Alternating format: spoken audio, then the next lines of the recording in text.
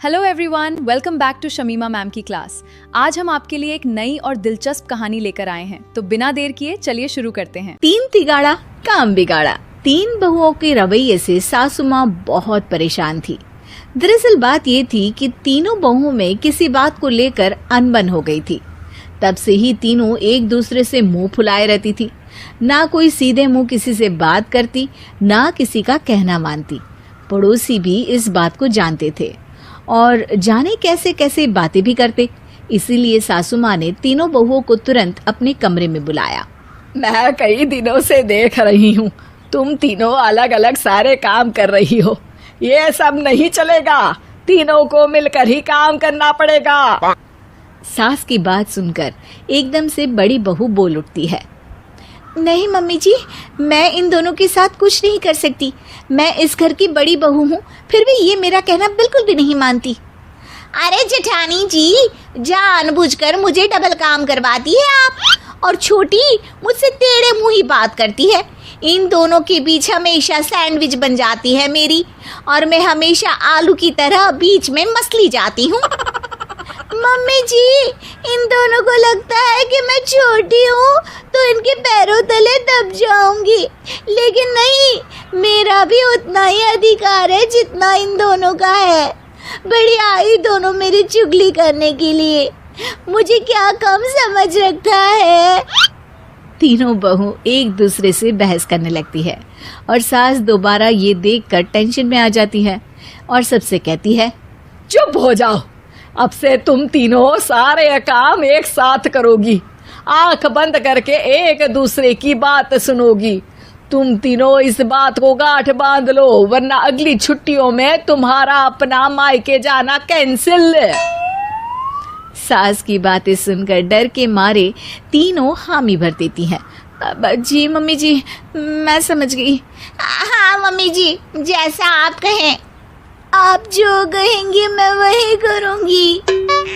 तीनों बहू सास की बात को गांठ बांध लेती है और वादा करती है कि अब से सारे काम वो तीनों एक साथ मिलकर ही करेंगी। ये सब देखकर सास खुश हो जाती है और वहां से चली जाती है।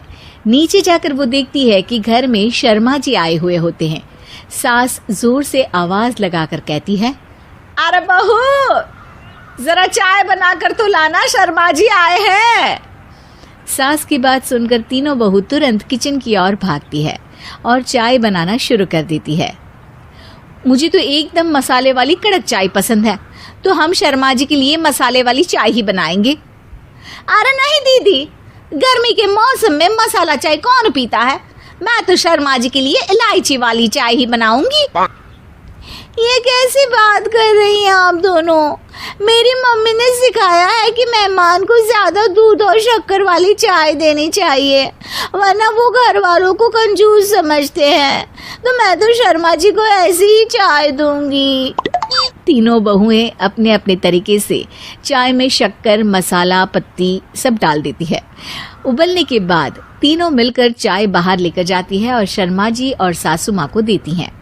चाय पीने के बाद शर्मा जी सासू माँ को देखकर शर्मा जाते हैं और शर्मिंदा महसूस करते हैं कि आखिर उन्होंने चाय पीने के लिए हामी क्यों भरी। सासू माँ भी चाय पीना शुरू करती है और कहती हैं, अरे बहू, ये कैसी चाय बनाई है? चाय है या मीठे दूध की बासुंदी? हाँ, चाय अच्छी नहीं लगी क्या? कोई बात नहीं, हम पराठा बनाकर लाते हैं। चलो चलो अंदर। हाँ चलो। हाँ, आती हूँ मैं भी।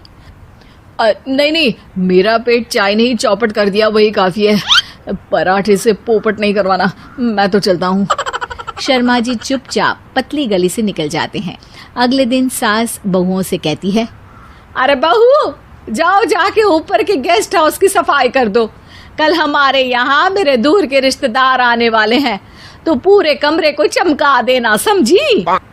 तीनों बहू सास की बात को मानकर ऊपर सफाई करने चली जाती हैं और तीनों कमरे की सफाई चालू कर देती है।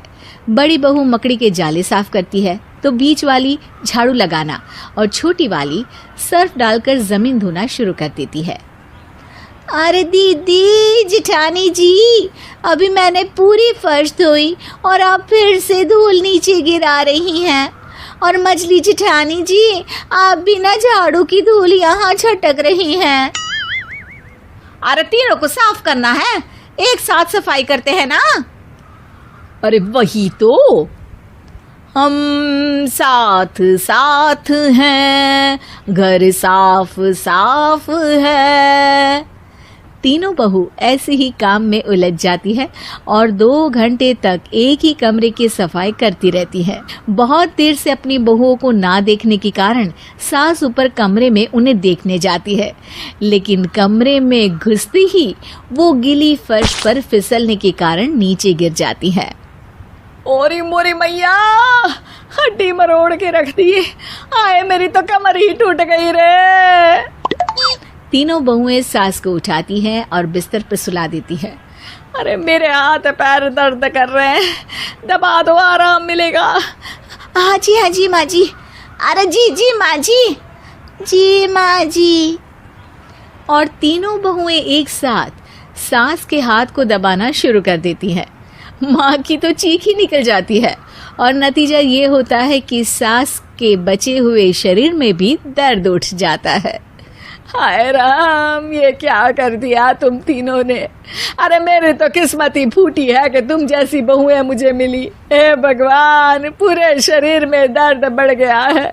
अब तो पता नहीं कि चल भी पाऊंगी या नहीं। माफ करो, मुझे गलती हो गई मुझसे कि तुम तीनों को एक साथ काम करने के लिए बोला।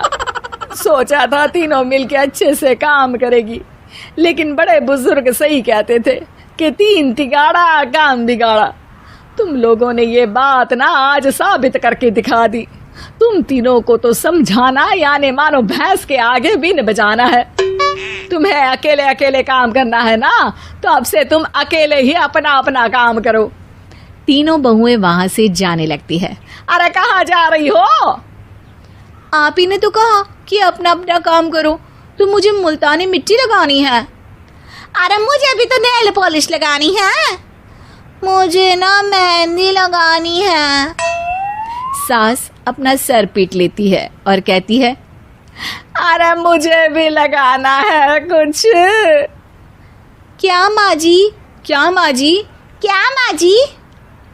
तुम्हारे घर वालों को फोन तुम्हारी हरकतें बताने के लिए। अगर आपको आज की कहानी पसंद आई हो तो कमेंट में जरूर बताइए कि आपको इस कहानी से क्या सीख मिली।